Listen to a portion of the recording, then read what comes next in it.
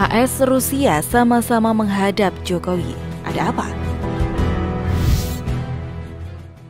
Amerika Serikat dan Rusia sama-sama mengirimkan pejabat tingkat tingginya ke Indonesia. Hal ini terjadi Senin 13 Desember 2021.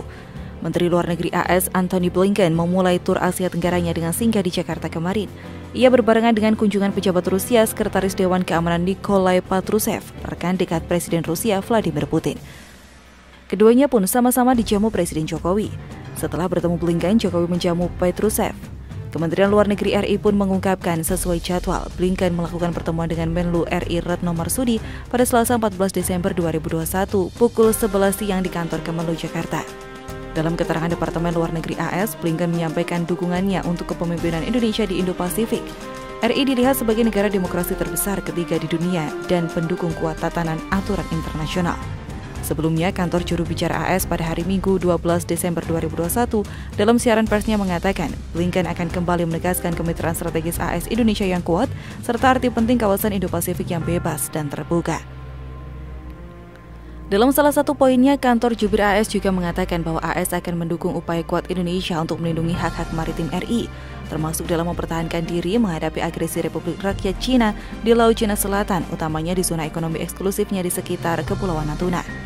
Kerjasama keamanan merupakan pilar utama kemitraan strategis RI-AS. Amerika Serikat bangga menjadi mitra pertahanan terbesar Indonesia dari segi jumlah latihan dan acara tahunan yang kita ikuti bersama. Kerjasama RI-AS dalam anti-terorisme dan melawan ekstremisme kekerasan juga merupakan komponen penting dalam upaya bersama kita membangun dunia yang lebih aman. Blinken juga mendiskusikan respon terhadap tantangan-tantangan COVID-19 dan krisis iklim bersama Presiden Jokowi dan pejabat Indonesia lainnya, termasuk langkah-langkah untuk memperkuat demokrasi dan hak asasi manusia, serta memperluas kerjasama dalam bidang-bidang seperti kerjasama maritim, kesehatan global, dan ekonomi digital. Dalam pertemuan tersebut, Jokowi berharap Amerika Serikat dapat menjadi mitra di bidang ekonomi, investasi, hingga kesehatan. Menurut Retno, pertemuan tersebut berlangsung hangat dan terbuka.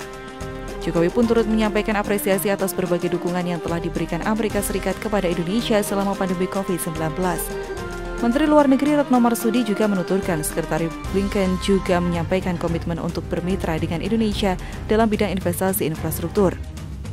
AS pun juga menyambut baik keinginan Indonesia untuk berpartisipasi supply chain bidang kesehatan. Pada pertemuan tersebut, Blinken juga menyampaikan dukungan terhadap keketuaan G20 di Indonesia. Kemudian di hari yang sama, Presiden Jokowi juga menerima kunjungan kehormatan Sekretaris Dewan Keamanan Federasi Rusia Nikolai Patrushev di Istana Merdeka, Jakarta. Dalam pertemuan itu, Jokowi menyampaikan prioritas Indonesia dalam presidensi G20. Menlu Retno mengatakan bahwa sebelum menerima kunjungan kehormatan tersebut, Jokowi juga menerima kunjungan kehormatan Menteri Luar Negeri Amerika Serikat Antony J. Blinken. Jokowi berharap dukungan Rusia di presidensi G20 Indonesia. Jokowi pun juga menyampaikan bahwa di tahun 2023 Indonesia akan memegang keketuaan ASEAN. Untuk itu, Jokowi mengharapkan kerjasama dengan Rusia selama keketuaan Indonesia di ASEAN.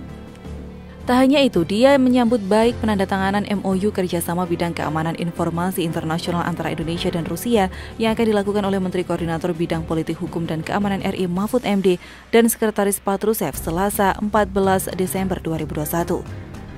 Retno Marsudi pun mengatakan Sekretaris Patrushev akan melakukan konsultasi bilateral bidang keamanan dengan Menko Polhukam dan ini merupakan konsultasi yang ke-6 kalinya.